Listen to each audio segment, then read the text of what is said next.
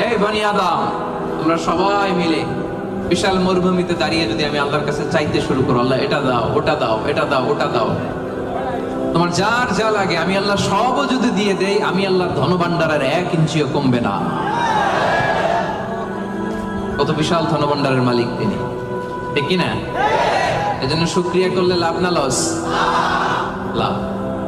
শুকরিয়া করলে আমি নিয়ামত বাড়ায় দেব, না শুকরি করলে আমি আল্লাহ শাস্তি দেব।